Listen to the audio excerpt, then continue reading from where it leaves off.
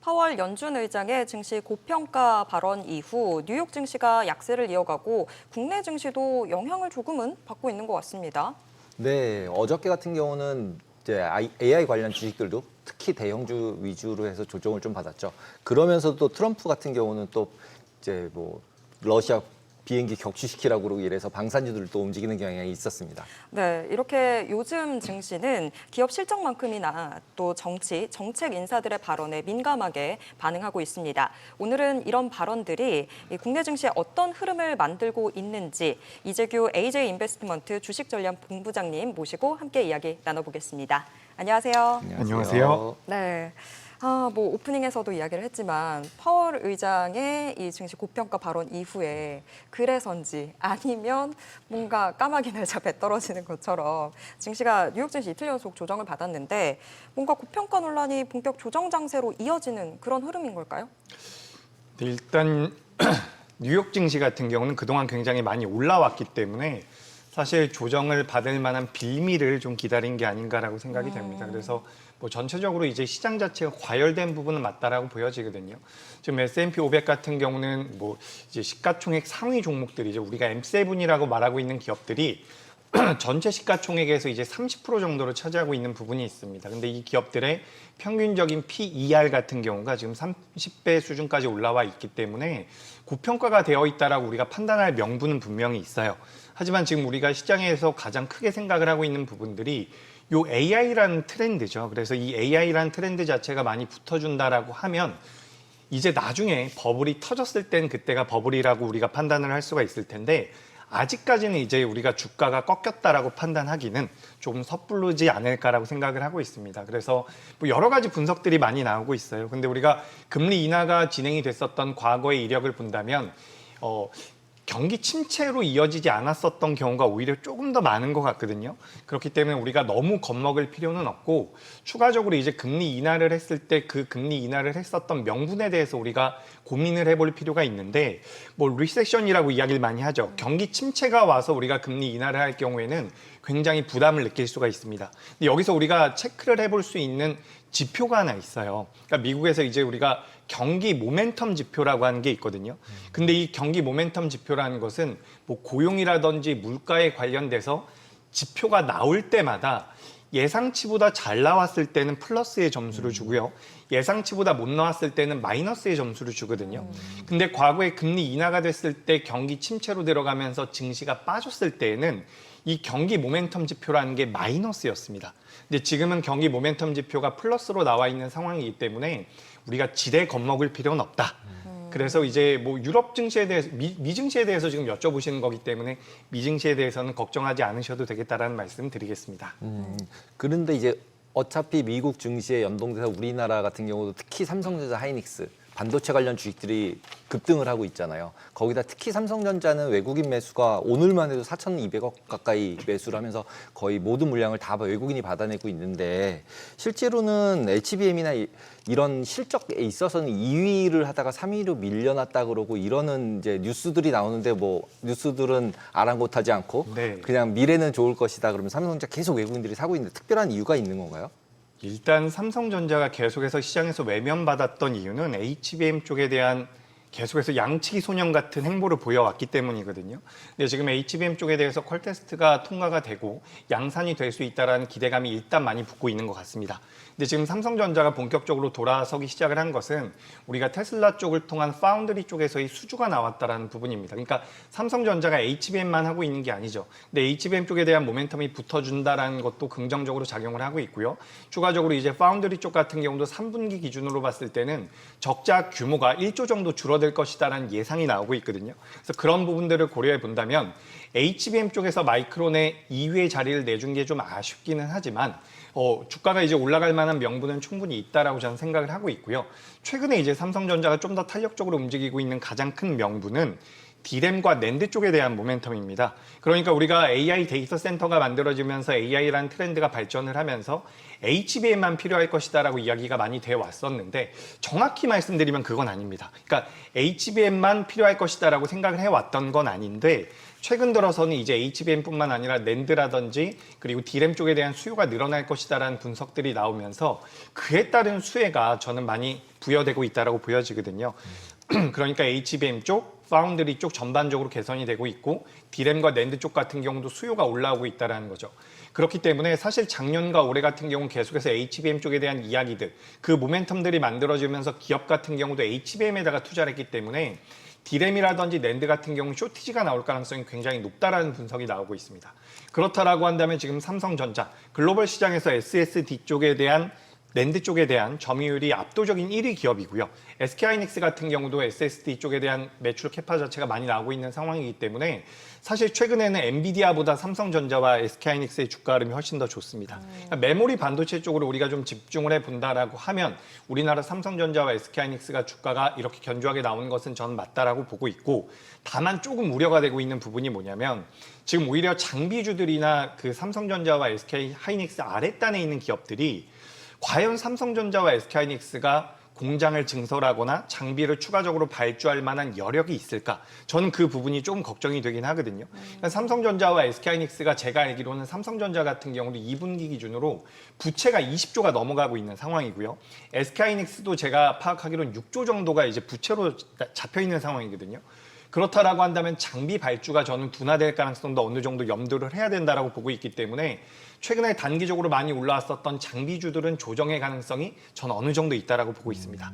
다만 최근 들어서 SK하이닉스에 대한 좋은 내용도 많이 나오고 있지만 삼성전자가 많이 올라오고 있는 것은 사실 삼성전자에 대한 외국인들의 지분율이 아직까지 많이 채워지지 않았다라는 부분이거든요. 삼성전자라는 기업 같은 경우는 대한민국을 대표하는 기업이기 때문에 외국인들이 대한민국을 매수한다라는 관점에서 봤을 때는 삼성전자를 매수하겠죠. 삼성전자에 대한 외국인들의 지분율이 57%에서 58%까지 올라왔었던 게 불과 얼마 안 됐습니다. 작년에 우리나라 삼성전자가 작년에 88,000원까지 올라갔을 때 외국인들의 지분율이 57% 정도까지 올라왔거든요. 근데 현재는 외국인들의 삼성전자에 대한 지분율이 52% 내외인 걸로 알고 있습니다. 그렇다라고 한다면 외국인들이 대한민국을 매수한다라는 관점에서 봤을 때는 삼성전자는 외국인들이 매수해서 들어올 가능성이 전 남아있다라고 보는 거죠. 그래서 지금 여러 가지 혼재되어 있다라고 판단이 되는데 저는 개인적으로 삼성전자 같은 경우는 상승 여력이 있다라고 판단을 하고 있습니다. 그래서 우리가 지금 미국 시장에서의 영향력을 받아서 우리나라 기업들도 변동성이 나오고 있지만 삼성전자와 SK하이닉스 같은 경우는 독보적인 기술력을 가지고 있는 분야이기 때문에 전 지금도 좀 안정적인 모습은 추가적으로 이어질 가능성이 높고, 사실 제가 오늘 아침에 굉장히 우려했었던 부분은 환율에 대한 부분이거든요. 갑자기 1,405원까지 올라오면서 환율적인 부분에서 부담이 된다면 외국인들이 삼성전자에 매수를 하지 않을까, 매수를 하지 않지 않을까, 그러니까 매수 안 할 거라고 좀 우려를 했었거든요. 근데 장중에 환율이 다시 한번 좀 빠져줬고 아까 전에 말씀하신 것처럼 삼성전자에 대한 외국인들의 순매수가 4천억이 넘게 잡혔습니다. 이렇다라고 한다면 오히려 제가 우려했었던 것은 기우였구나, 이렇게 좀 생각을 할 수 있을 것 같아서 전 일단 삼성전자나 SK하이닉스 같은 이 메모리 반도체 쪽에 대한 모멘텀들을 받아가는 기업은 뭐 추세적으로도 우상향이 좀 더 나올 수 있지 않을까라는 의견 드리겠습니다. 삼성전자는 저도 뭐 좋은 얘기하고 싶은데 저희 앞서서 중국 AI 이야기도 좀 많이 해봤었는데 중국의 그런 발전들이 혹시 삼성전자에 해가 된다거나 뭐 마이너스 요인은 없을까요? 그렇죠. 뭐 마이너스 될 수도 있겠죠. 근데 우리가 가만 생각을 해보자고요. 지금 전 세계적으로 HBM과 D램과 낸드 쪽에서 가장 큰 캐파를 가지고 있는 것은 우리나라 기업들입니다. 여기서 이제 중국이 성장을 한다라고 한다면 우리나라 기업들이 그 점유율, 파이를 뺏겨야 되는데 그 많은 파이를 가지고 있는 나라가 미국이죠. 미국이 중국을 많이 도와줄까라고 생각을 한다면 저는 그렇지 않을 가능성이 높다라고 보여지거든요. 전반적으로 지금 글로벌 정세 자체가 미국이 중국을 견제함으로써 여러 가지 내용들이 파생이 되고 있습니다. 관세도 마찬가지고요. 조선 같은 경우도 가만 살펴보시면 전 세계에서 조선 쪽에 대한 캐파를 가장 많이 가지고 있는 나라는 중국입니다.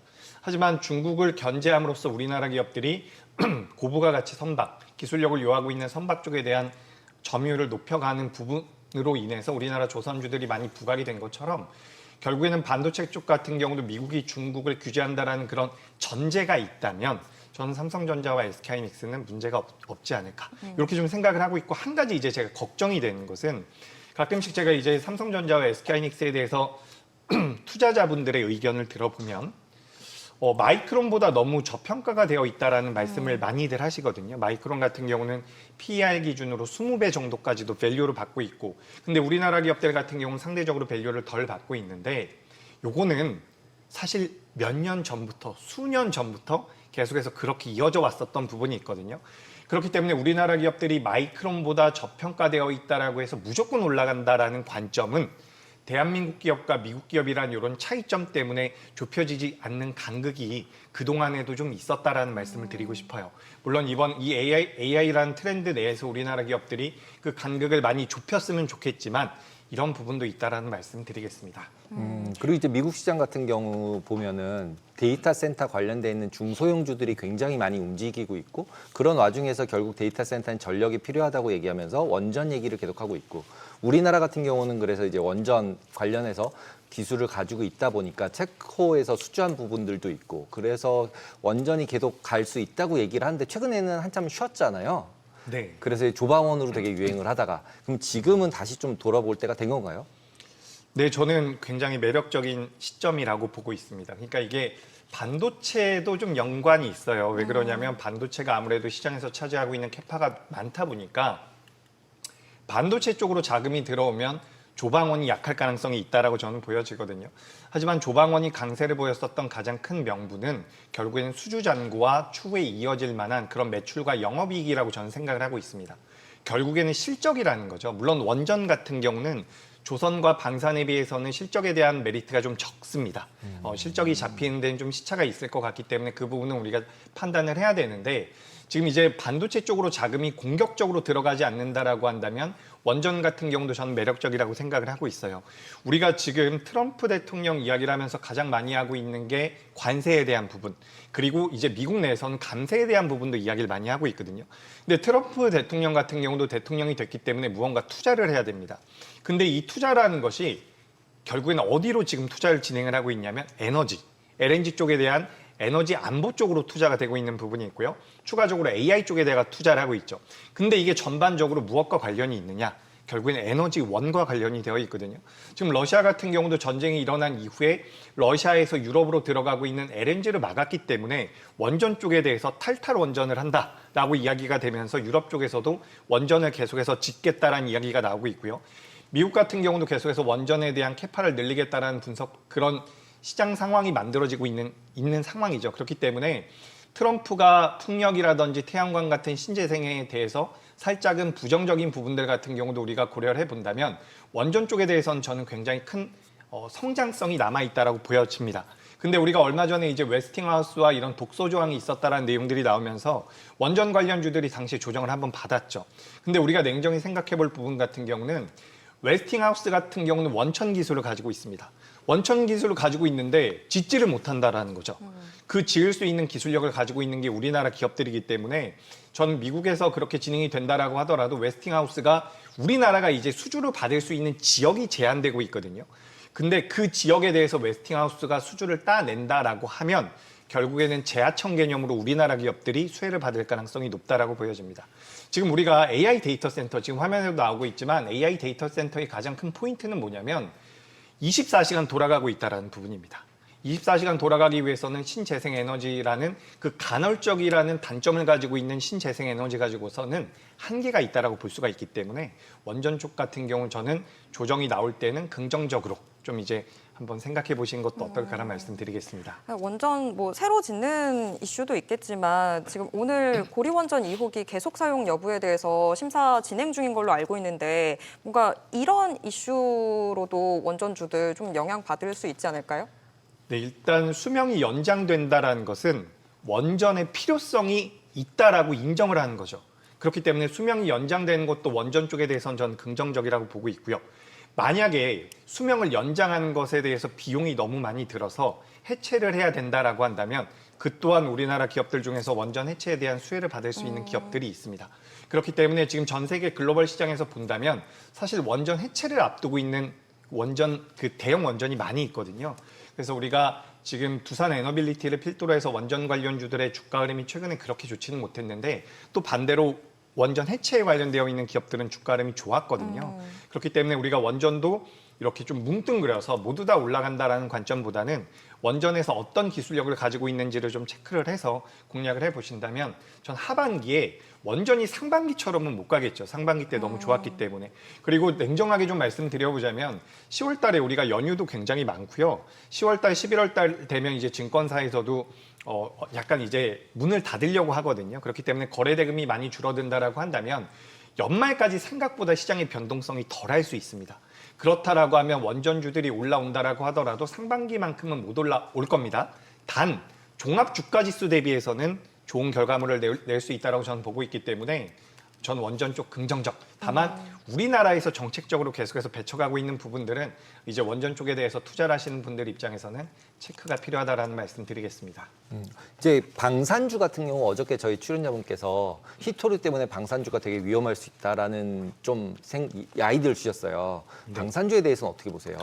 일단 방산주가 최근에 이제 조방원이라고 말했었던 상반기 때 주도 섹터들 중에서 방산주가 가장 좋았다라고 저는 생각을 하거든요. 근데 이제 오늘도 뭐 몇몇 종목들 같은 경우는 신고가가 나오기도 했습니다. 근데 이 방산 같은 경우는 저는 이제 트럼프가 다시 한번 그 푸틴 대통령에게 굉장히 강력한 언사를 했죠. 근데 이게 좀 약간 초등학생 같기도 하고요. 약간 이해가 안 되는 부분들도 있는데 트럼프가 여기서 갑자기 돌변해서 다시 손을 잡고 화해를 할 가능성은 저는 좀 낮다라고 보거든요. 단기적으로는. 그렇기 때문에 저는 방산 쪽에 대한 모멘텀들은 이어질 가능성이 높다라는 말씀을 드리고 싶고 우리나라 기업들이 어쨌든 잘하고 있는 분야입니다. 반도체도 그렇고요. 조선도 그렇고요. 방산도 그렇고 메리트가 분명히 있다라는 거죠. 글로벌 시장에서 글로벌 투자자들이 봤을 때 대한민국의 방산 기업들 같은 경우는 뭐 납기일을 맞출 수 있다라는 그런 장점도 있지만 추가적으로 기술력 같은 경우도 많이 올라왔다라고 보시면 좋을 것 같습니다. 그리고 우리나라 방산주들이 실질적으로 유럽이라든지 현지의 공장들을 많이 만들고 있으면서 그 과정에서 이제 현지 캐파 자체가 늘어난다라고 한다면 그에 따른 수혜를 받을 가능성이 굉장히 높고 우리가 지금 폴란드를 비롯해서 유럽 쪽에 대한 이야기들을 많이 하고 있죠. 뭐 트럼프 같은 경우도 나토 영공으로 러시아 비행기가 들어오면 격추를 해야 된다라는 말이 나오면서 우리가 지금 유럽 쪽에 대해서만 관심을 많이 가지고 있는데 중동 쪽 같은 경우도 GDP 대비해서 국방비 증액이 굉장히 빠르게 이뤄지고 있습니다. 그런 부분들을 고려해 본다면 우리나라 기업들이 중동 쪽에 대한 수주가 나온다라는 내용들이 나와준다면 전 추가적인 상승의 가능성이 높고 제가 아까 전에 반도체 말씀드릴 때 우리나라 삼성전자와 SK하이닉스가 자금이 없을 수도 있다라는 말씀 드렸는데 유럽 같은 경우도 방산 쪽에 대해서 자금을 집행할 수 있을지 여부는 우리가 좀 체크는 해봐야 될 것 같아요. 그러니까 유럽 쪽에서도 지금 우리나라 방산 쪽에 큰 손이 될 것이다, 고객이 될 것이다라는 이야기가 있는데 최근에 뭐 프랑스 같은 경우도 굉장히 나라 자체가 안 좋죠, 상황이. 그렇기 때문에 유럽에서도 우리나라 무기들을 구매할 수 있을지 여력이 있는지 여부는 계속해서 좀 체크가 필요하지 않을까. 구매를 정상적으로 할 수 있다면 저는 우리나라 방산주 같은 경우도 매력적일 수 있다라는 말씀 드리겠습니다. 요거 마지막으로 짧게 좀 여쭤볼게요. 오늘도 보면 코스닥 시장만 훨씬 더 못 가고 계속해서 좀 코스닥만 좀 혼자 더 소외되는 느낌 나고 있는 그런 상황인데 지금 시장에서 투자자분들 어떤 식으로 좀 대처 방법 가지시면 좋을까요? 네, 제가 너무 미워 보이실 수도 있지만 사실 우리가 지금 7월 달, 8월 달만 하더라도 삼성전자가 7만 원 가느냐, 8만 원 가느냐 이런 이야기들을 많이 했거든요. 근데 굉장히 단기적으로 저는 많이 올라왔기 때문에 어떻게 보면 직전 한 달 동안 나왔었던 우리 시장의 그런 강세가 다시 한번 나온다라는 말씀을 드리기가 좀 어려울 것 같아요. 그래서 당시에 매매를 하지 않으셨다라고 한다면 지금부터는 저는 오히려 좀 차분하게 보실 필요가 있다라는 말씀을 드리고 싶고 어제 오늘 같은 경우는 코스닥 시장에서 제약바이오 종목군들의 낙폭이 굉장히 크게 나왔거든요. 근데 이 제약바이오 종목들의 공통점이 뭐냐면 대부분 바이오 테크 기업들이나 그동안 많이 올라왔었던 기업들입니다. 근데 우리가 10월 달에도 금리 인하가 될 것이고 12월 달에도 금리 인하가 된다라고 한다면 요 바이오 테크 기업들이 아니라 그동안 시장에서 상대적으로 소외가 됐었던 CDMO라든지 바이오 시밀러, 뭐 셀트리온이라든지 삼성 바이오로직스 같은 경우는 하반기에 저는 상승의 모멘텀이 만들어질 수 있다라고 보고 있기 때문에 저는 바이오 쪽 같은 경우 긍정적으로 보실 필요가 있다라는 말씀을 드리고 싶고 2차 전지 같은 경우는 오늘 전반적으로 주가 흐름이 괜찮았거든요. 그래서 지금 이제 하반기를 본다면 안정적인 흐름은 당연히 코스피이겠지만 코스닥의 성장주들 같은 경우도 금리 인하라는 기조에 들어간다라고 한다면 한다면 전 지금부터 모아가는 것은 나쁘지 않다. 그래서 우리가 지난 한 달 동안 코스피가 정말 많이 올랐는데 그게 놓쳐서 아쉽지만 지금부터 만약에 포트를 구성하신다라고 한다면 전 코스닥 같은 경우도 매력적일 수 있다라는 말씀 드리겠습니다. 네, 오늘 말씀 여기까지 듣도록 하겠습니다. 고맙습니다.